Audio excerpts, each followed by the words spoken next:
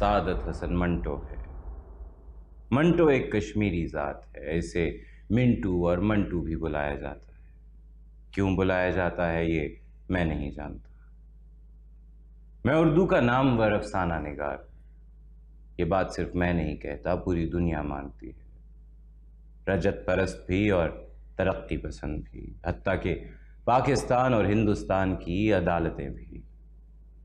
हाँ, अगर कोई नहीं मानता तो मेरी बीवी सफिया नहीं मानती, और वो क्यों नहीं मानती ये एक लंबी कहानी है। अब चूंकि आपका मेरा साथ रहेगा तो किसी मुनासिब मौके पे ये कहानी सुनाओ। इस वक्त मैंने एक कहानी मुकम्मल की है, एक नई कहानी, उसकी बात करते हैं।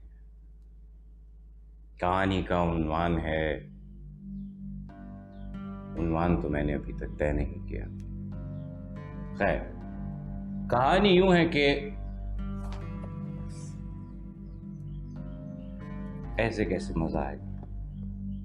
चलिए इसे सामीन के उस मजमे के सामने सुनाते हैं जो मेरी कहानियों का मुंतज़िर रहता है। मेरे ये सामीन अंजुमने तरक्की पसंद मुसन्निफीन और हल्का अरबाब ज़ौक़ की कमाश के लोग नहीं, जो सिर्फ तानो तनकीद के नश्तर लिए सिर्फ इस बात के लिए तैयार रहते हैं कि कब सादत हसन मंटो कहानी ख़त्म करे और कब वो उसकी तिक्का बोटी कर डाले। मेरे ये सामीन खुद चलती फिरती कहानियां हैं, दर्दनाक मगर दिलचस्प।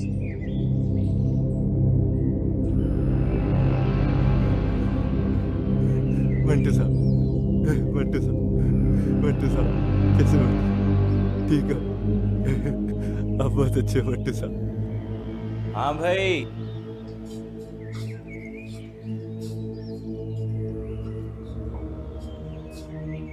मंटो साहब, हो गई मंटो साहब? हाँ हो गई कहानी। सुनोगे? सुनाइए। लेकिन कहानी सुनने के दौरान कोई बोलेगा नहीं, सब खामोशी से सुनेंगे। जैसे कहानी लिखना एक फन है, वैसे कहानी सुनना भी एक फन है।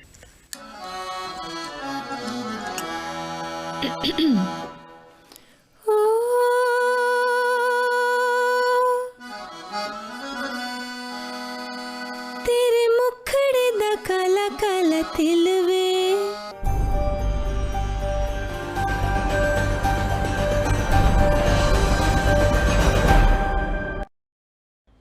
उन्वान है सियाह हाशी। आप लोग सोच रहे होंगे मंटो यहाँ क्या कर रहा है। जी, आपने बिल्कुल ठीक पहचाना। ये लाहौर का गवर्नमेंट मेंटल हॉस्पिटल है। इसे उर्फे आम में पागल खाना भी कहा जाता है। मैं यहाँ किसी दौरे या मुशाहिदे के लिए नहीं आया।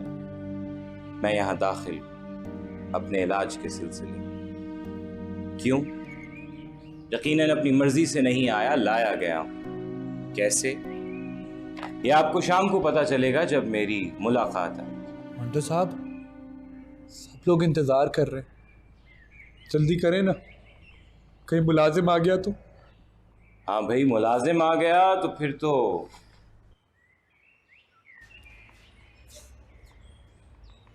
सुनो। फिर मैंने उसकी शारक पर छुरी रखी, हौले हौले फेरी और उसको हलाल कर दिया।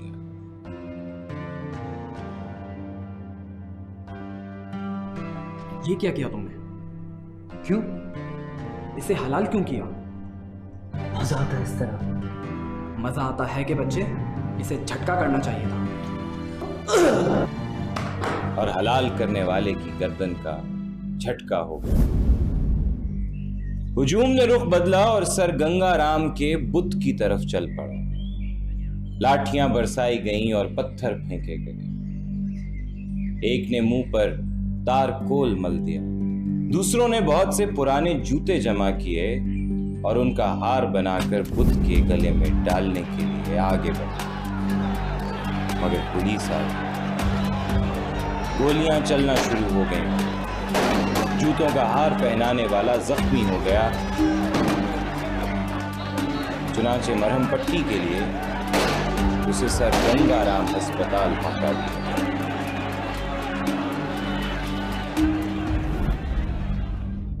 मंटो जी, कोई नई कहानी हो गई? यहाँ तो हर तरफ कहानियां बिखरी पड़ी।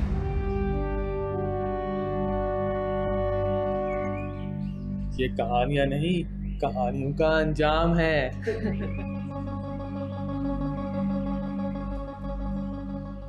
मंटो साहब, कहानियों में हजाम होते हैं क्या? हजाम नहीं, अंजाम, जैसे फिल्मों में होता है आखिर में इख्तिताम। मगर मेरी कहानी का तो इख्तिताम हुआ ही नहीं अब यहाँ से कहाँ जाएगा? यही तो है तेरा अंजाम, खत्म शो। मुझे जाना है अपनी जीनत के पास, वो मेरा इंतजार कर रही है। या कोई किसी का इंतजार नहीं करता। ऐसा नहीं कहो, उसके तो मुझे खत भी आते हैं, ये दफ्तर वाले देते ही नहीं।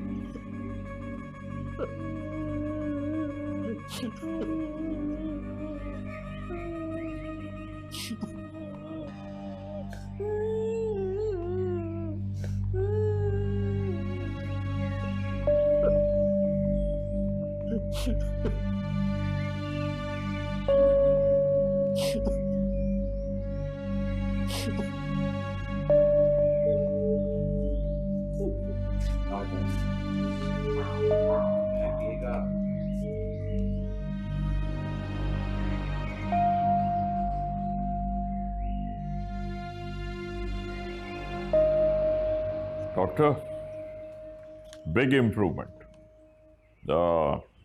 बिहेवियर भी काफ़ी माइल्ड है और रिपोर्ट सही है, और मेरा ख्याल है इलेक्ट्रिक शॉक्स की ज़रूरत नहीं है। I mean this what the report says actually. Sir Manto ji नई कहानी सुना रहे हैं मरीजों को। क्या ये मुनासिब है? दिमागी मरीजों को कहानियां सुनाई जा रही हैं, और वो भी मंटो साहब की। सर ये तो सिर्फ कहानियों पे मुनहसर है। जहाँ तक हमें पता है वो अमेरिका के खिलाफ एक ख़त भी लिख रहे हैं, अंकल सैम के नाम। अंकल सैम के नाम? ओ भाई, इसकी इजाज़त नहीं है, सिर्फ फैमिली मेंबर्स को लिख सकते हैं, और वो भी ऑफिस से क्लियरेंस लेके। सर, और वो भी हफ्ते में सिर्फ एक बार। तलाशी ले जी। बंदा बन, तलाशी की जरूरत नहीं है, बस नजर रखा करो। ठीक है सर। ख़ास मरीज़ हैं, मैं उनकी डोज बढ़ा देता हूँ ताकि ज़्यादातर वक्त सोते रहें और कहानियाँ लिखने का मौका भी ना मिले। Great idea, done. अरे वो कभी तरक्की पसंद तहरीक का हिस्सा हुआ करता था, फिर बदल गया। इनकलाब की खिदमत करने के बजाय फोश नवीसी कर रहा है। उसकी इसी वजह से तरक्की पसंद तहरीक बदनाम हो रही है। बदनाम तो वो लोग होते हैं जो नेकनाम हो। आप लोगों ने क्या नाम कमाया है? न दीन से मोहब्बत है, न मुल्क से। और ये मंटो कब था आपकी तहरीक का हिस्सा? खैर, शुरुआत तो उसने रूसी अदब के तराजिम से की थी। वो सोशलिस्ट बारी अली का शागिर्द कहलाता था।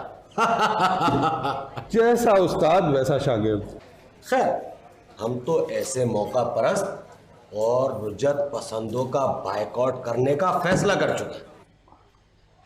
वजी, वैसे मंटो साहब अभी वहीं हैं मेंटल हॉस्पिटल में? हाँ, फिलहाल तो वही हैं। तुम क्यों पूछ रहे हो? जी, उनका कुछ सामान मेरे पास पड़ा हुआ था, तो मैं सोचा था कि वहीं भिजवा दूँ। पागल हुए हो इलाही बख्श?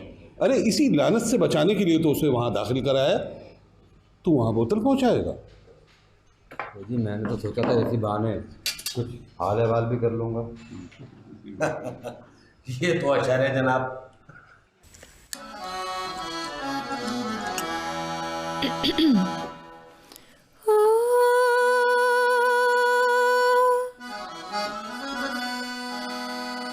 तेरे मुखड़े दा काला काला तिल वे,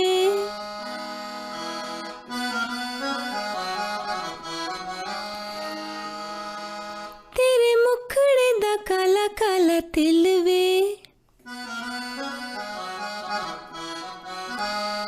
मेरा कड़ के ले गया दिल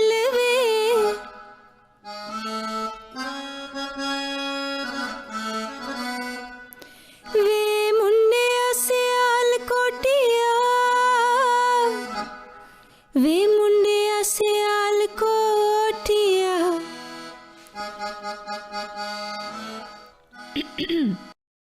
बस उस्ताद, हो रहा दी छुट्टी। जदे पान भड़ा। हाय मैडम जी, पान तो यहीं पड़े हैं, जब उस्ताद जी कहेंगे तो पेश कर दूंगा। हुन उस्ताद जी दा हुक्म चलेगा। गाना हो जाए तो खा लेना बेबी। मेरा नशा टुट रहा, उस्ताद जी मैनू पान चाहिए ने। तुसी रिहर्सल करानी कि नहीं? गुस्सा नहीं करना बेबी। जब तुम गुस्सा करती हो ना, तुम्हारी आवाज में भी गुस्सा आ जाता है। ये बहुत ही रोमांटिक गाना है, इसको इसी मूड में गाना बनता है। चल जदे अचार ही लिया दे। ला मोटर से लिया। और गाने वाले गाना गाने से पहले खट्टे से परहेज करते। तुम्हारी तो हर बात निराली। मैं तो हूं ही निराली उस्ताद जी। चल चाय पिया दे। मैडम जी, आपको चाय और चाय की कमी है भला? जितनी मर्जी ले लें। हाय कदों दा क्या आ रही होनी चाह। बस बस, तेरी चाय भी फीकी तो तेरी चाय भी सुखी। हाय मैडम जी, लो आ गई चाय।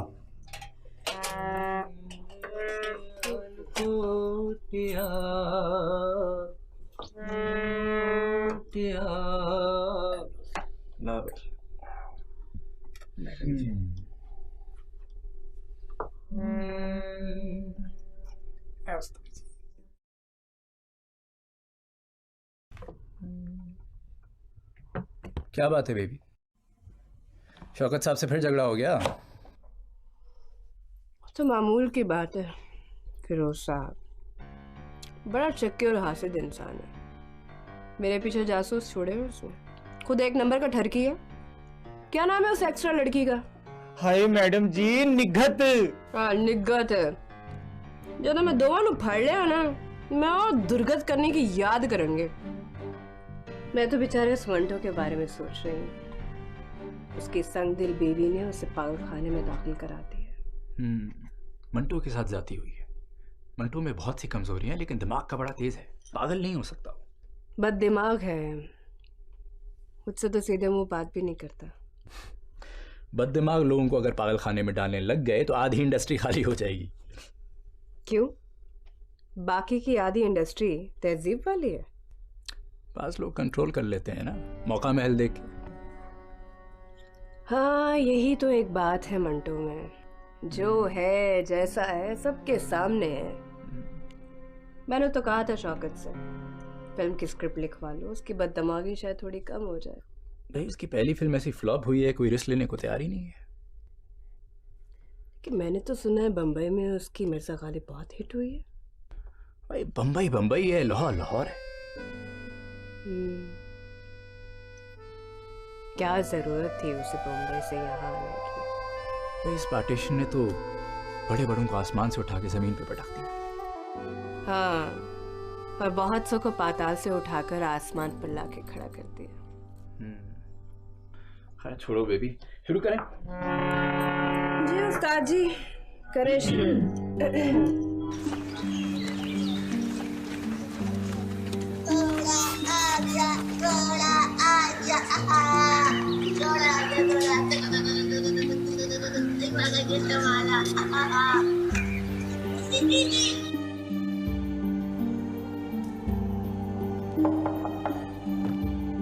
आइए आइए प्लीज। कैसी आप? आज कुछ देर हो गई न्यूज़ में तो। माफी चाहती हूँ डॉक्टर साहब, घर में कुछ काम था। आपको तो पता है बाप की गैर मौजूदगी में बच्चों की जिम्मेदारी बहुत बढ़ जाती है। तुम घर पे होते भी हैं तो क्या आप बिठाते हैं मुझे?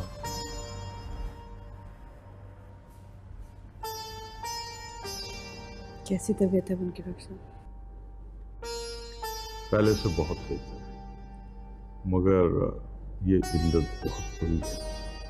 कुछ टाइम लगता है जाते हुए। दवा वगैरह तो वक्त पे लेते हैं ना? ओ बिल्कुल बाकायदगी से।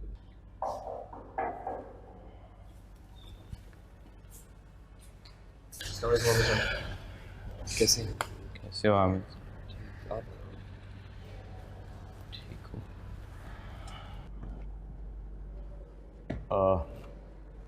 एक्सक्यूज मी, मेरा ख्याल है कि आप बात करें। मैं ज़रा कुछ चाय वगैरह भिजवाता हूँ, प्लीज़।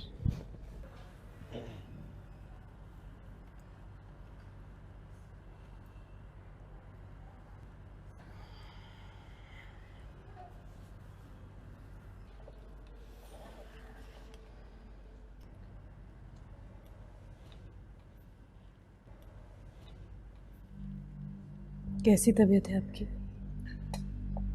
देख नहीं रही। डॉक्टर कह रहे थे बहुत बेहतरी है अब। हम दवा वगैरह तो ले रहे हैं ना बाकायदगी से? सेहत तो बेहतर लग रही है। खाना अच्छा देते हैं आपको? पानी अच्छा है यहाँ का। अस्सलाम वालेकुम जी।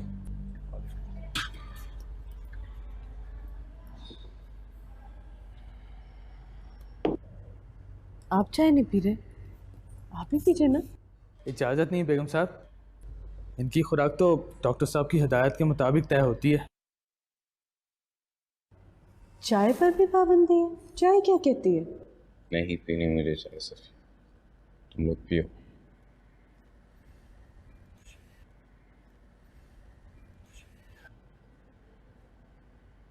बच्चियाँ कैसी? अच्छी है, बहुत याद करती हैं आपको। मैं भी बहुत याद करता हूँ बच्चियों।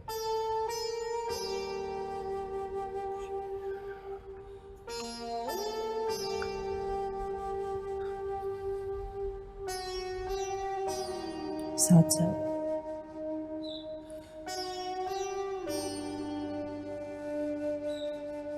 आपको पता है ना, ये फैसला हमने कितनी मजबूरी में किया है, आपकी बेहतरी के लिए। मैं नहीं संभाल सकती थी आपको भी, बच्चों को भी। एक दिन इस फैसले के लिए आप हमारे शुक्रगुजार होंगे।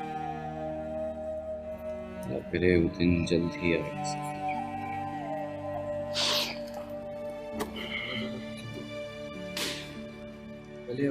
माँ मुलाकातियों को आने की इजाजत नहीं।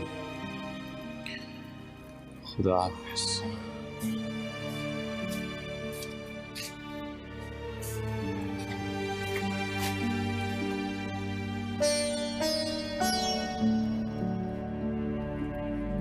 मंटो साहब, मंटो साहब, मंटो साहब, ठीक हो? बीवी आई थी। क्या मैंने किया है, क्या मैंने किया है, क्यों मुझसे खफा है तू।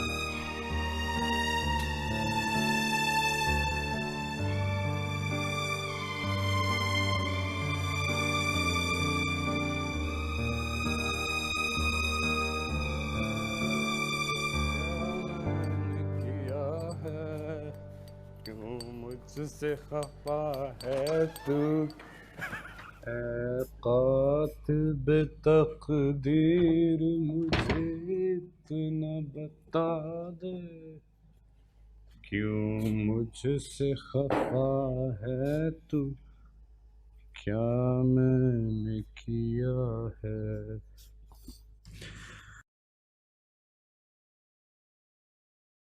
पीते हैं लोग रोज शब मुसर्रतों की मैं हूँ कि सदा खून जिगर मैंने पिया है, क्या मेरी खता है, क्या मैंने किया है, क्यों मुझसे खफा है तू, क्या मैंने किया है।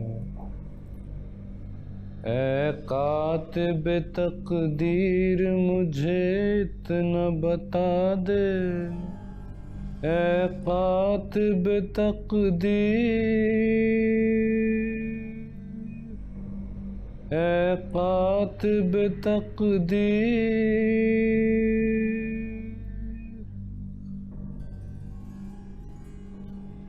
वो जब ठंडा गोश्त का मुकदमा प्रेस एडवाइजरी कमेटी के सामने पेश हुआ था ना, तो सारे कम्युनिस्टों ने खुलकर इसकी हिमायत की थी। अगर हमीद निज़ामी और वक़ार अम्बालवी जैसे दानिश्वर हमारी मदद को ना आते तो ये तो साफ बश निकलता।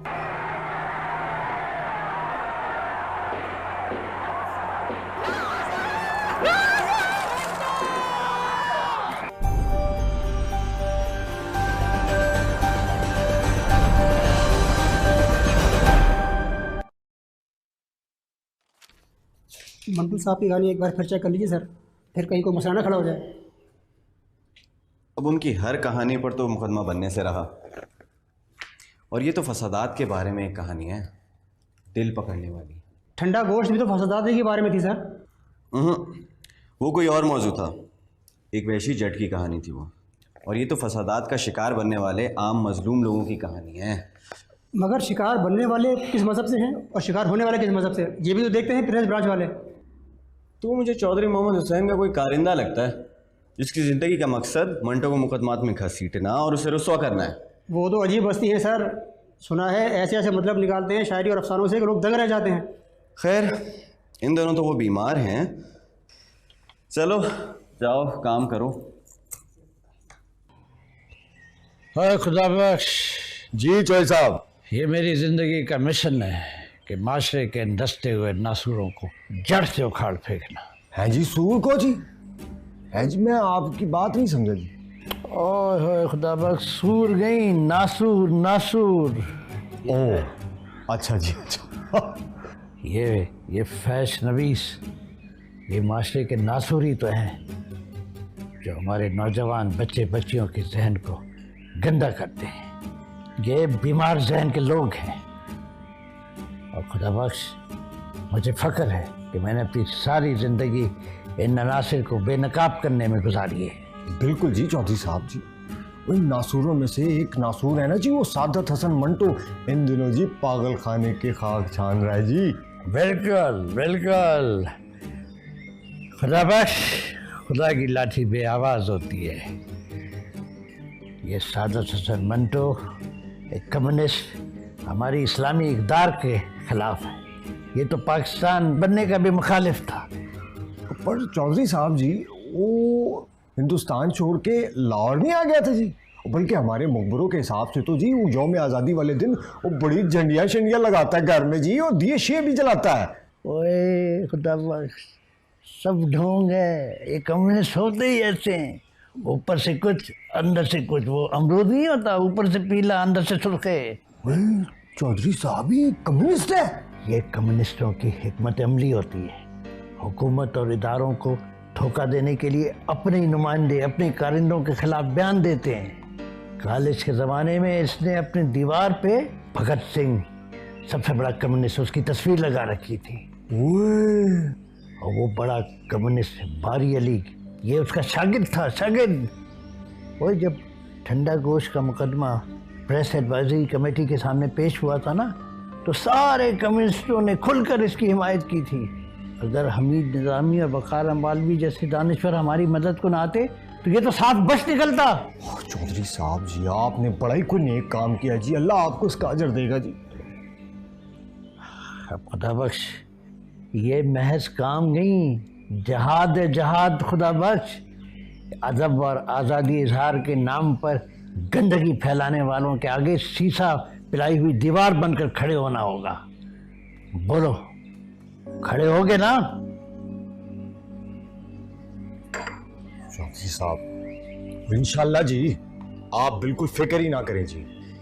ये मंटो जैसे कम्युनिस्टों को, अफवाश नवीसों को और पाकिस्तान के दुश्मनों को, इन सब का जी हम सफाया करके रहेंगे जी। खत्म हो गई बात इधर, बस। जी दवाई का टाइम हो गया। भैया पुत्र बैठ जा, आजा आजा।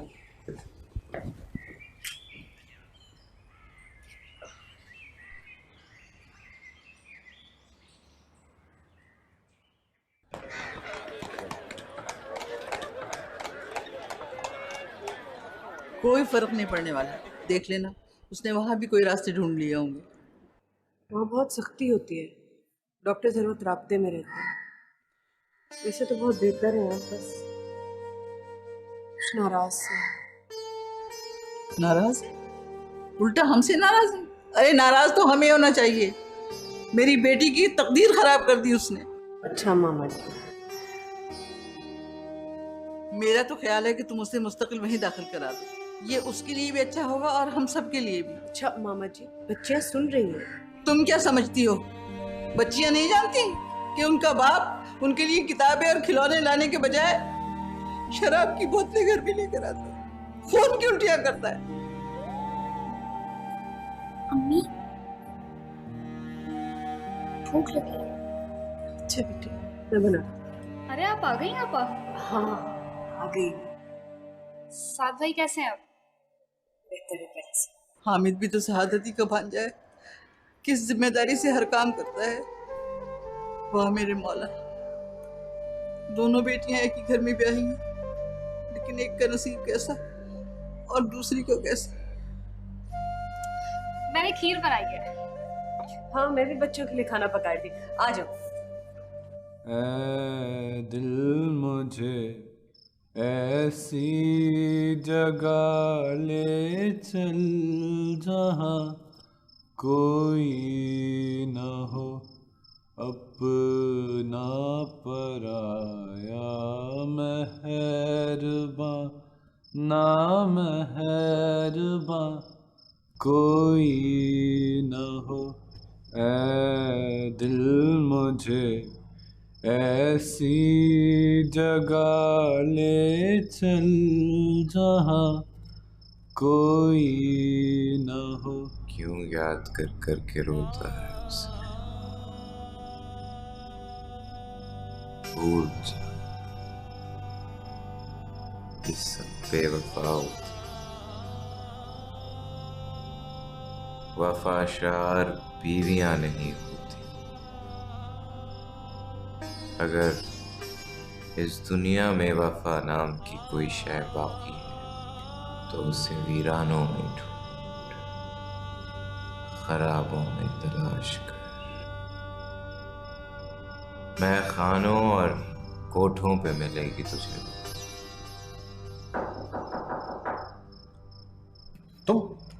तुम यहां बैठे हो? मैं सारे अस्पताल में तुम्हें देख के आया हूं। क्या तुम हर वक्त यहाँ रहते हो? चलो उठो उठो, चलो चलो शाबाश। इसे बैठा रहने दें वार्डन साहब, क्या बिगाड़ रहा है आपका यहाँ बैठा हुआ है? मंटो साहब, सारे मरीजों के सोने का टाइम हो चुका है और ये भैया हम बैठा हुआ आपके कमरे में, और अगर आपको भी नींद नहीं आ रही तो एक इंजेक्शन आपको भी लगा देता हूँ।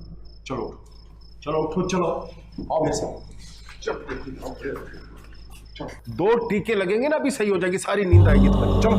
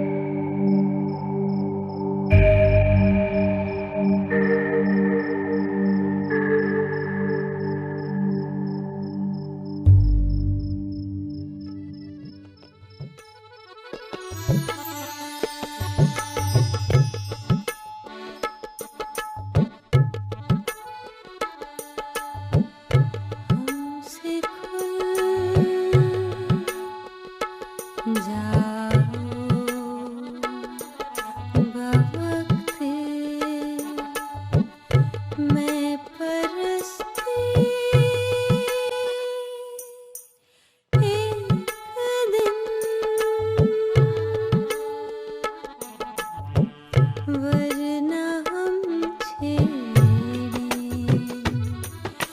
रख कर उज़रे मस्ती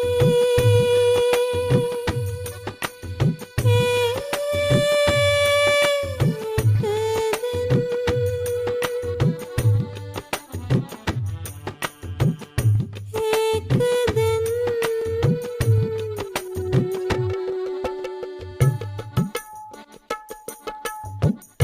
हमसे खुल जाओ बहकते मैं परस्ती एक दिन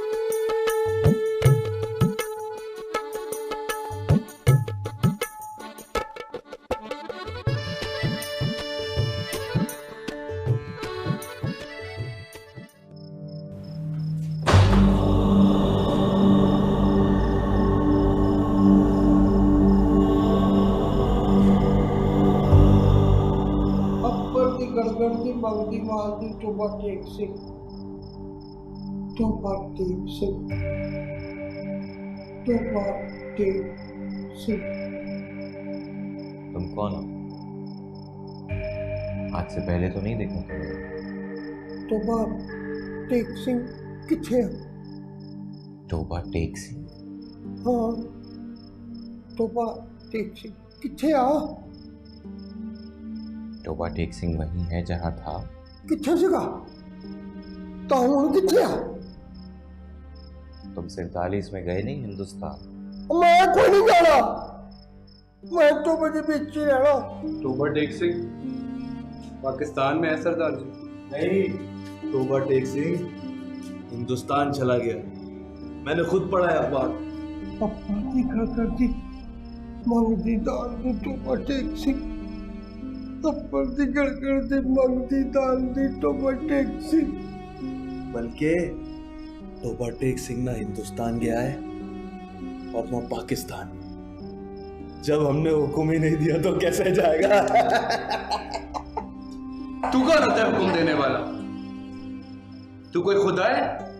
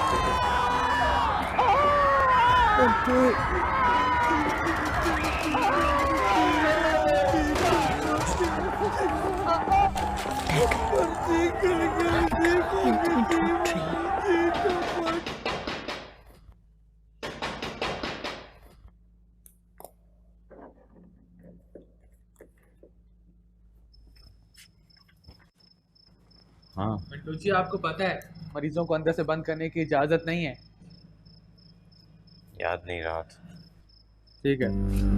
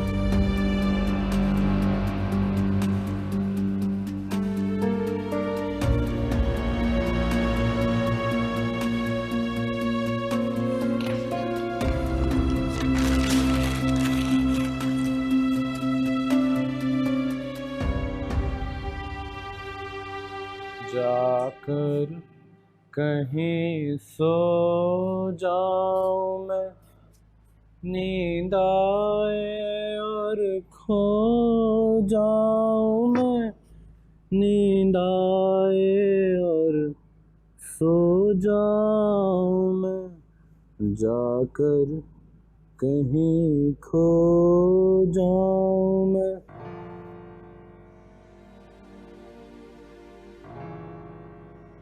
दिन तो इस पागल खाने में किसी न किसी तरह गुजर ही जाता है। मेरे ये साथी जिन्हें ये दुनिया ज़हनी मरीज कहती है, मेरा दिल बहलाए रखते हैं।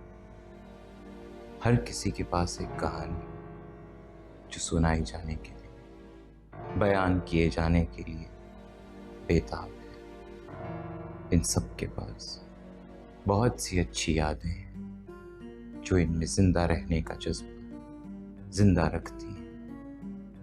इन सब के दिलों में हमदर्दी, इंसानियत और सच्चाई और एक दूसरे की मदद करने की ख्वाहिश कायम है। यहाँ मौजूद मुश्तंडे किस्म के गार्ड और पहरेदार इन्हें मुख्तलिफ कवायद और कवानीन का पाबंद रखते हैं, मगर शाम ढलते ही सब कुछ बदल जाता है। दिलों में छुपे हुए दर्द नमूदार होने लगते हैं, आंखों में रुके हुए आंसू टपकने लगते हैं। आप सिसकियों, गीतों और आंसुओं की शक्ल में तमाम गम, तमाम दर्द, सब रुकावटें तोड़कर बाहर आ जाते हैं। इन सब के शोर में मुझे अपना गम, अपना दर्द नजर ही नहीं आता, सुनाई ही नहीं देता। लेकिन जब रात गहरी होती है तो बहुत भारी हो जाती है। जब इनका शोर छटता है तो मेरे कानों में मुख्तलिफ पुरस्कार आवाजें गूंजने लगती हैं, ऐसे जैसे कोई मेरा नाम ले रहा, मुझे बुला रहा। मैं मंटो।